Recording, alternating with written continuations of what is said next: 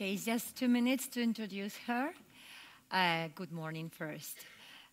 Jacqueline, you already know her, but you need to know that she's the reason why we are all in here, the reason why all the impact investors in the world are in there, because she was the one more than 20 years ago thinking about what she called patient capital.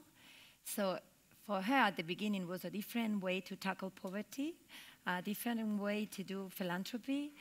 And the first time we read an article written by her talking about it, almost 15 years ago, it was like life-changing for us. And it is not only that she found a different way to make philanthropy, make it more sustainable and more efficient, but that she put the person in the middle. So what was really life-changing for us is that she was thinking on beneficiaries more as an equal than someone that is benefiting from you. So it was very shocking and very life-changing for us. But now that we are facing all these problems, Xavi was telling it, we are going to go through this. This is why the SDGs are for. We need to solve what is going on now. Inequality, climate change, we all know this. She has been thinking and putting a person in the middle again, how to solve this now? And the answer is, again, people and persons with us are. We are part of these revolutions. We are the ones that could do it. And this is good and it's bad in a way. It's good because we are the change makers. We can do it. We can do something.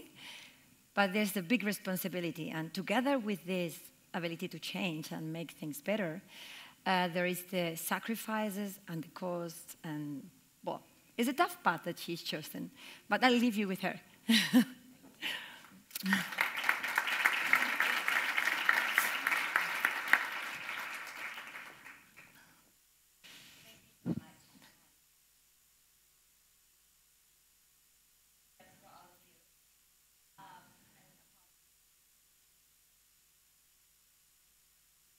Nice, dear.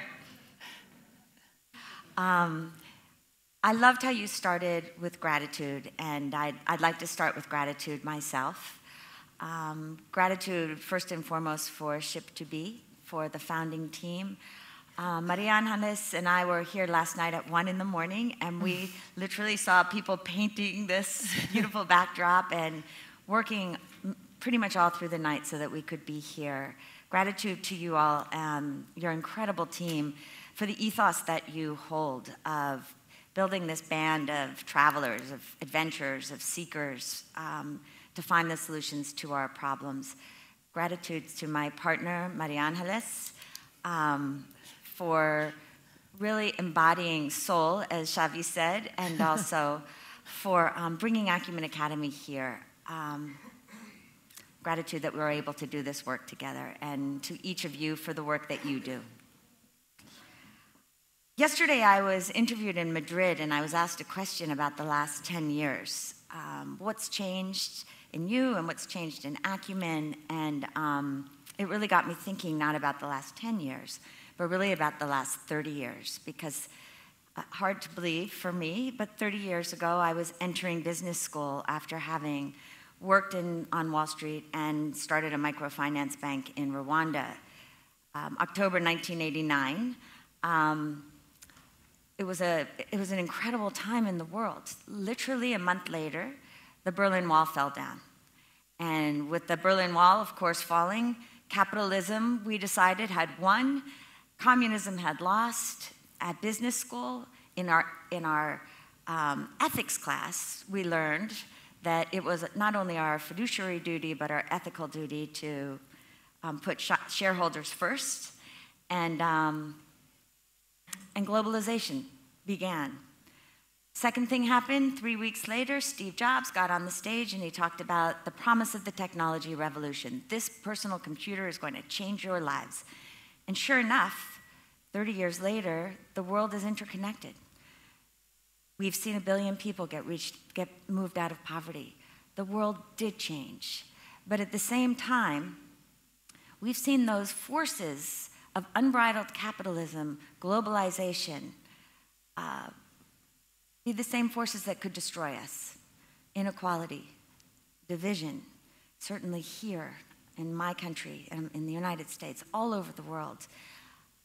Climate change moving from something 20 years ago, people talked about intellectually, to a crisis that if we do not solve it, the human species itself is at grave risk, not to mention the Earth. Where does this all leave us? For me personally, when I think about the technology revolution and the capital revolution, they are not going to save us. The only thing I can think of that will is a moral revolution that has to include each and every one of us. Because right now we don't have a roadmap to solve the biggest problems of poverty, which is again why I love what SHIP to Be stands for.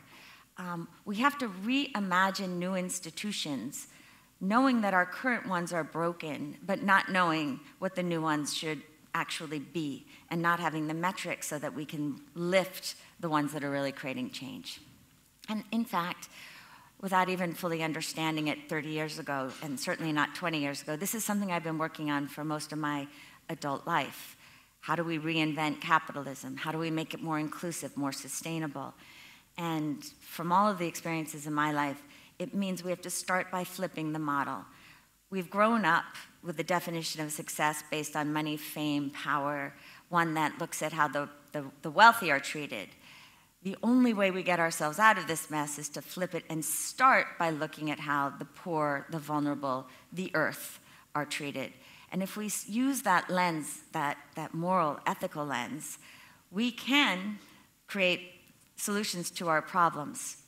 At Acumen, in 2001, we had one big idea, which was patient capital, that we would raise philanthropy, but rather than give it away, we would invest in these intrepid entrepreneurs like so many of you who were trying to solve our toughest problems.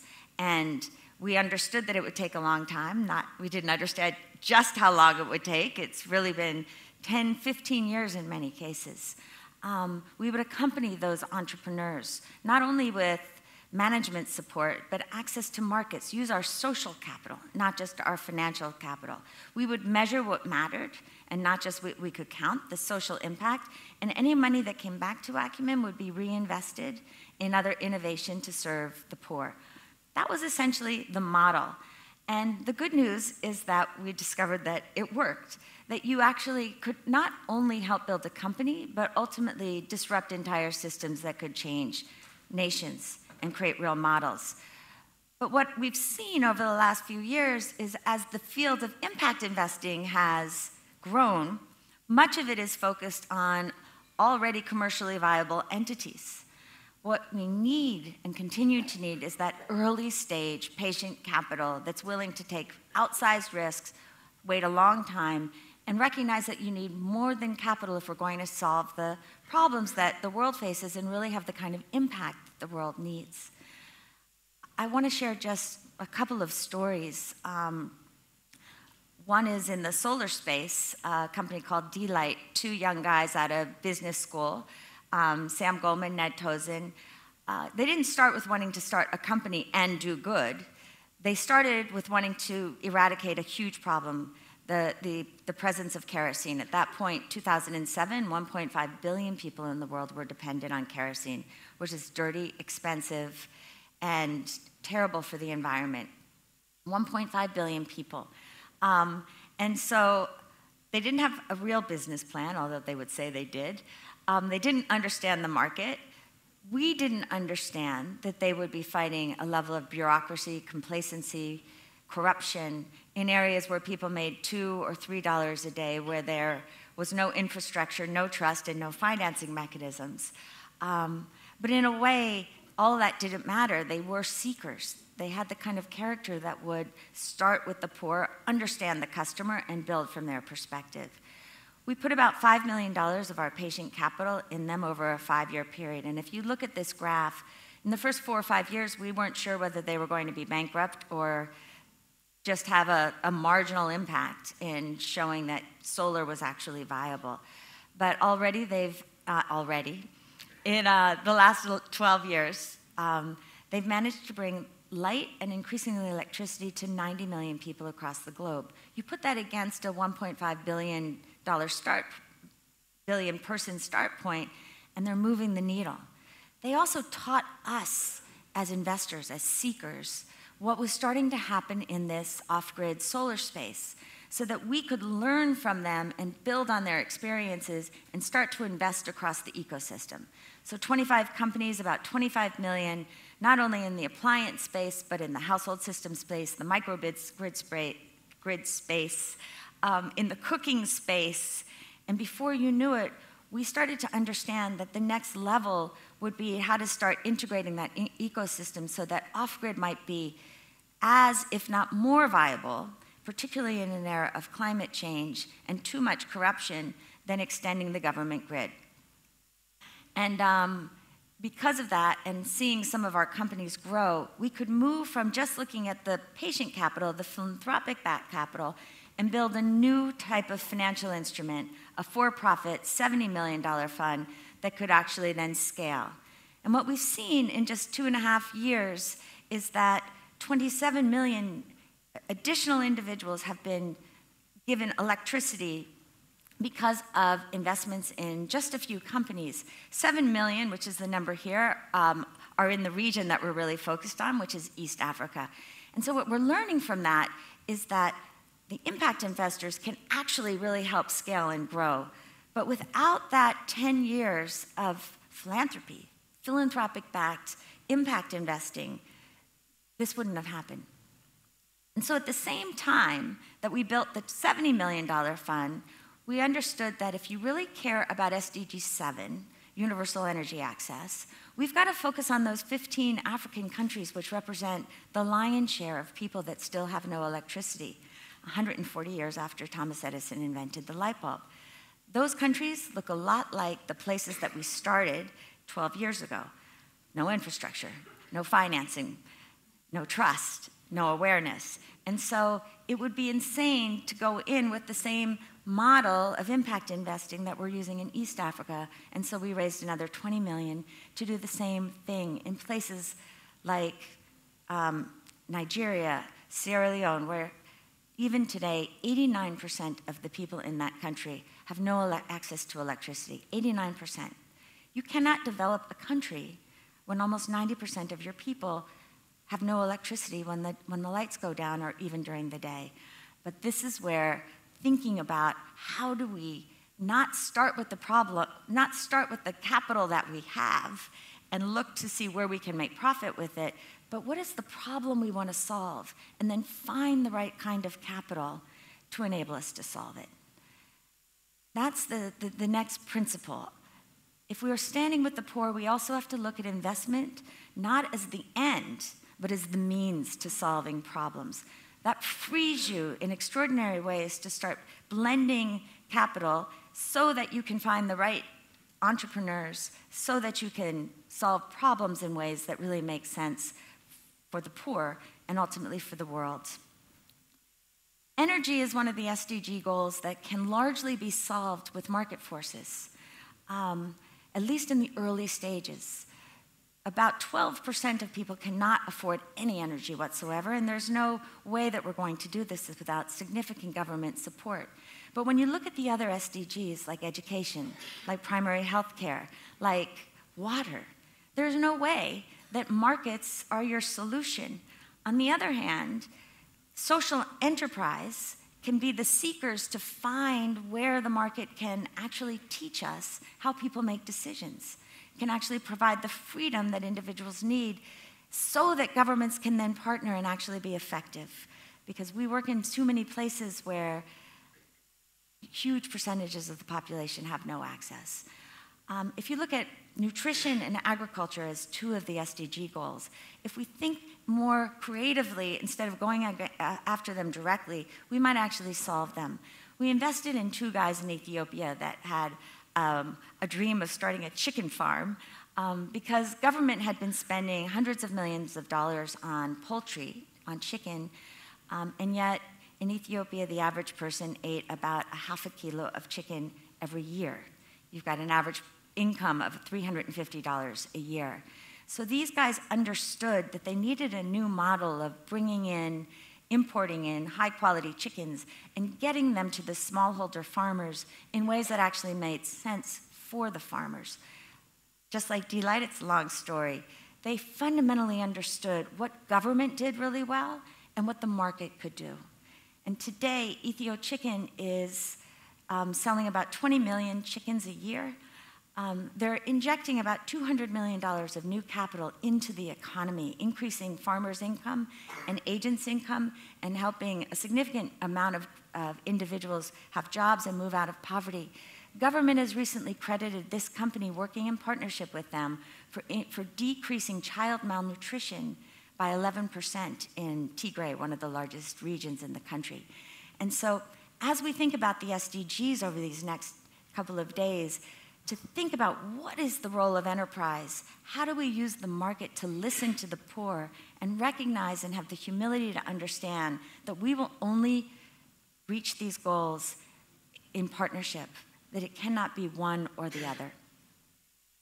And because that is so hard to do, again, we don't have a roadmap. We're sitting in so many conversations, including here in Spain, where it's the private sector is bad, corporations are bad, or government is fully inefficient or corrupt in the developing world, rather than the answers to our problems require all of us to change, require new systems altogether. And because that is so hard, it is so uncomfortable, people don't have time for these conversations.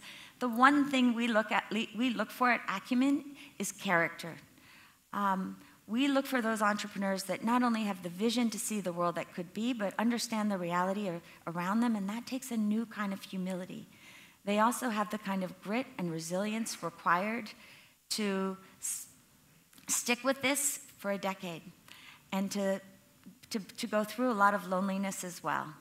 And it's really because of that that about a decade ago, we started investing not only in companies, but identifying extraordinary leaders, entrepreneurs, like so many of you, who were focused on solving problems but were much earlier stage. And what's so exciting to me, especially over the last 5 years, is that we're starting to find individuals in every country that are redefining and reimagining how to use the tools of capitalism without being controlled by capitalism and reinventing it all together.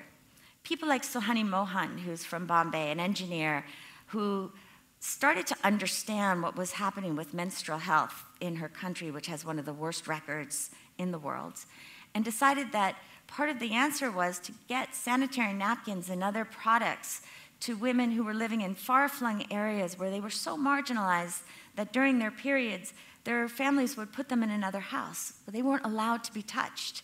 And so she built a distributed manufacturing model where she actually sells mini factories into these far-flung villages so that women themselves could manufacture these products.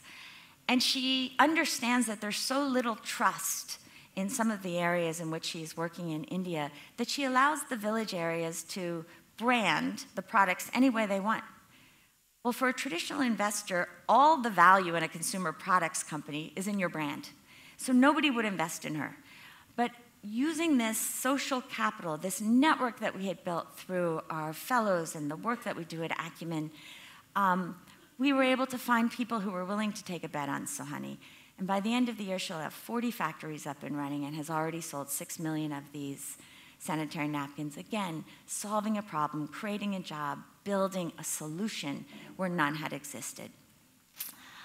Ankit Agarwal is another one of these adventurers, these seekers in Kanpur, India, which is an industrial leather producing part of India. And he was sitting on the banks of the Ganges with a good friend of his from Czechoslovakia, and the friend said, "Why are all these flowers floating down the Ganges? And why are they, it seems like they're exuding chemicals." And truth is, they were.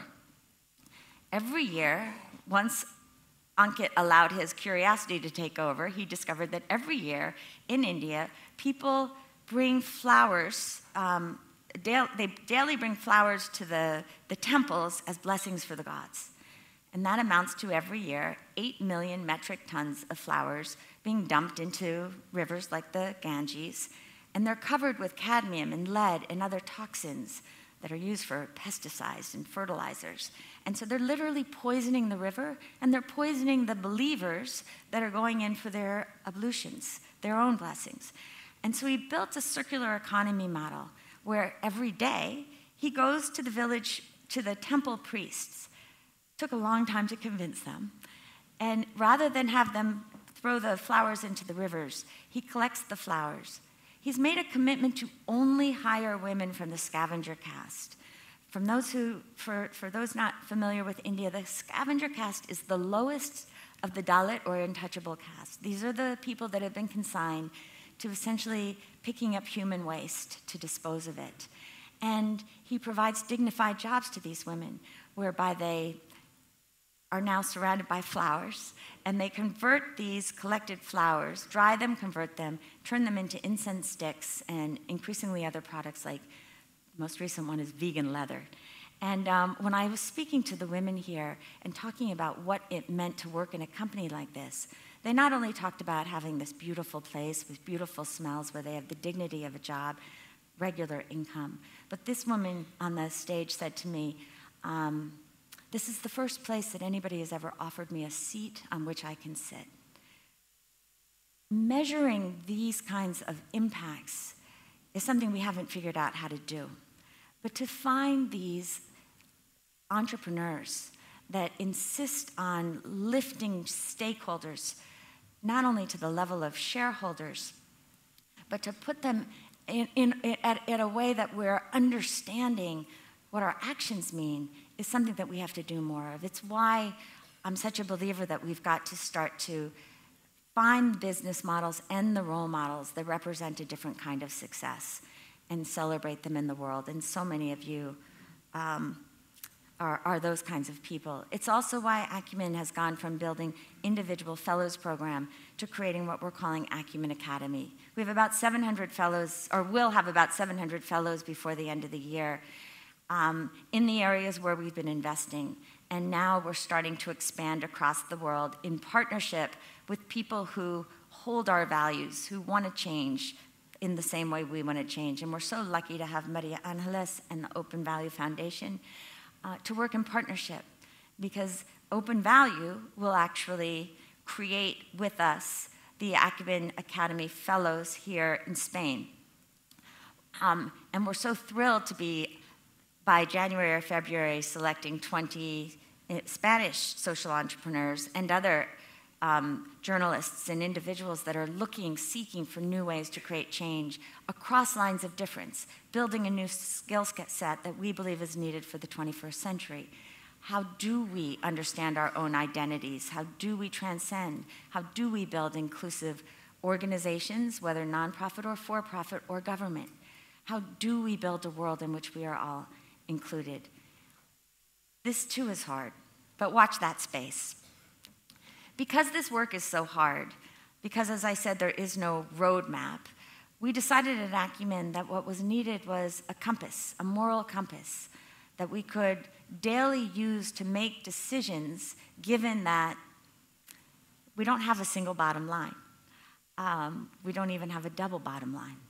And we wrote a manifesto to articulate those values so that we could actually use them on a daily basis, whether we're in an investment committee or whether we're trying to decide who to hire. And if you'll indulge me, I'll read it.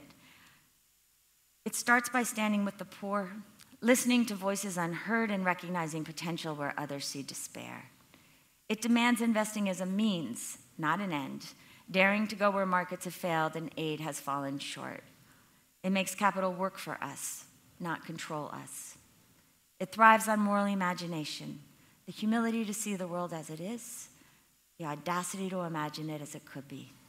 It's having the ambition to learn at the edge, the wisdom to admit failure, the courage to start again. It requires patience and kindness, resilience and grit, a hard-edged hope. It's leadership that rejects complacency, breaks through bureaucracy, challenges corruption, doing what's right, not what's easy. It's the radical idea of creating hope in a cynical world, changing the way the world tackles poverty, and building a world based on dignity. At Acumen, and for all of us, it comes down to dignity.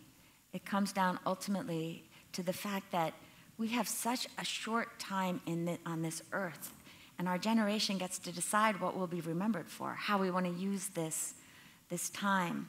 And it's a time not for single answers, but one where we have the courage to hold opposing truths and sit with that discomfort and recognize that we've got to find the balance between them. Whether it is markets and government, whether it is, thank you, I'm almost done.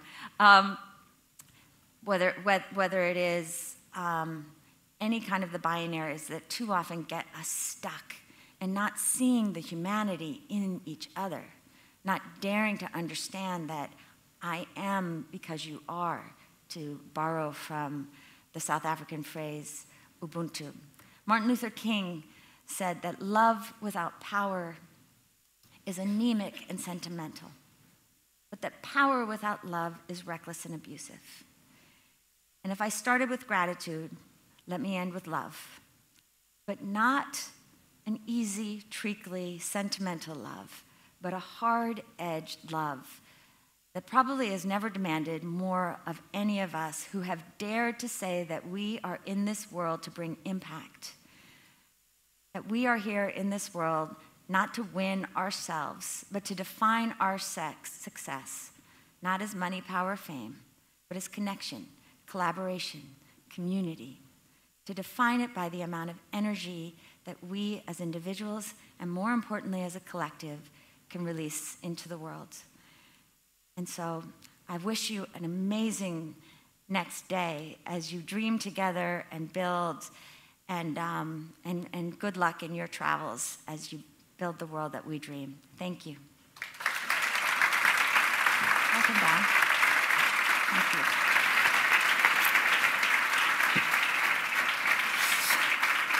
Questions, darlings. So good, thank you.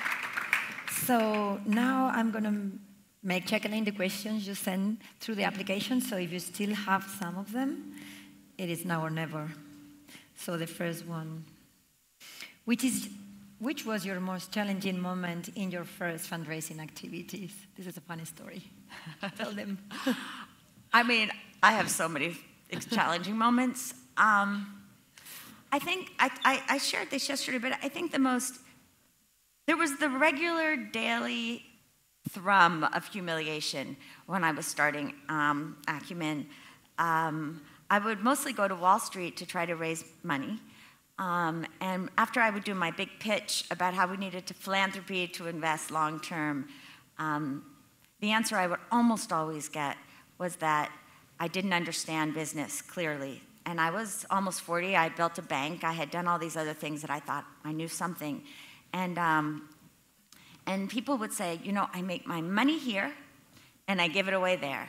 And what you're talking about is just a muddle. And so it's really exciting now to be able to show these innovations that have, as I said, not only brought hundreds of millions of people goods and services, but really have changed systems. And so it's been a good journey, but it was a hard start. Yeah. Who were your early adopters, investors? Here goes the importance of social capital. They were crazy people like me that already had this instinct that we needed new ways between markets and philanthropy or government. And it was a mix of Silicon Valley entrepreneurs, and the entrepreneurs were the most seeking-oriented, but there were also a few Wall Streeters, I think in part because I have a brother who's crazy and a Wall Streeter, and also it humbles me in that social, because he said I wasn't so crazy, other people believed it. Okay, related to Wall Street, how can we inspire patients in a financial sector accustomed to quarterly reporting? We have to change it. That this is where this idea of moral courage, and that we need to see real change in all of our sectors. But I think we as consumers actually have much more of a voice than we understand to start pushing this. Okay. What are the biggest barriers to make impact investment mainstream, and how we can remove them? In a way, I think we have not yet segmented the market. That we talk about impact investing in people, it's anywhere from I can make market returns and solve problems to what Acumen does very, very early stage. There are people that say there are no trade-offs. There are people that say there are trade-offs, and people are very confused. If we could segment it and help the investors understand their own risk profile and make them think about what capital is, then I think we could do a better job at mainstreaming. Okay. The role of government. What do you think is the role of the public sector in all this? The role of the government is to enable that we all flourish as a society and to also grapple with what it takes to live as a good society. Healthcare and education, ensuring that every child is able to have opportunities. That is so woefully missing in pretty much every country. And I think that government could be much more effective if it worked in partnership with those who are finding solutions that actually matter to people. Okay. And now, I remember yesterday you said we need more heroic actions, no more heroes. Could you just explain to us what does it mean? Yeah, especially in this age of outrage and social media, every time we have a hero, we knock them over. Because we do so much work in West Africa, I was so interested when students in Accra pulled down the statue of Gandhi because he had used an epithet in the early 1900s. And I was thinking, the problem with heroes is twofold. One, we wait for someone else to solve our problems. And two, when we realize that they are flawed, as every single human being is flawed, we tear them down. And the truth is, both things are major distractions. If each of us could think about the heroic acts we're doing every day, and that we're asking not, am I getting richer? Am I more beautiful? Am I more powerful? But what am I doing to empower others? That's where it starts to change. Heroic acts. Okay. And what about poverty? It was a good question yesterday. Do you think it's an attitude or a state of mind, or what is it? There's a reality to poverty, and there's a state of mind to poverty. Look, we all need freedom. At some basic level, I think there's this yearning that human beings have to be free, to make our own choices, to make our own decisions. So much of the world, as all of you know who work in really poor communities, have no freedom. Income is part of it. A lack of access to markets is part of it. If I get to decide what you have, and I don't think women should have anything, you get nothing. If I just let you have access, in fact, the scavengers from that story about the flowers, one of our fellows is from the scavenger cast, and he told me the story about how when television satellites first came into their community, no one from his cast, even if they could afford it, was allowed to get access. Because of both government and business. And so he was a young guy, and they ended up pulling down all of the satellites that weren't from all of them. And so they put them back up, and then they pull them back down. And he said, you know, we didn't want any special favors. We just wanted access. And so Rousseau has said that man is born free, yet everywhere he is in chains. And those chains can take the form of no income. They can also take the form of oppression, of lack of voice, of some of the isolation and loneliness I see in my own country, the United States, where we have more prisoners than any country on the planet, largely driven by institutionalized racism, where we have an opioid crisis. That crisis of loneliness, that crisis of isolation is another form of poverty. And again, I think this moral revolution, as we look into the future and reimagine institutions, the questions we always have to be asking ourselves is not, government, markets, it's you, it's your fault, but rather, are we lifting, are we elevating each other? Not just some of us, but all of us. And that to me is dignity, and that to me is the opposite of poverty. I think, can I make another question? Last one? One more. Okay. After almost 20 years now, where is your biggest success? Why are you most proud of? Apart from us, that I think is a very big success, but. I think the pride is, you know, when you're little and you think you really want to make a difference in the world, and you somehow think you have to be the hero or the cowboy, and that's good, because I think that is what drives us when we're young. Getting older and see that ideas matter, relationships matter, trust matters most of all. And building a community of wildly diverse people and allowing them to bring their best selves and watching what they do, which is so much better than I could ever do in my whole life. Those are the ripples. That's what makes me proud. Okay, we're finished. We're finished. Thank you very much. Thank you. So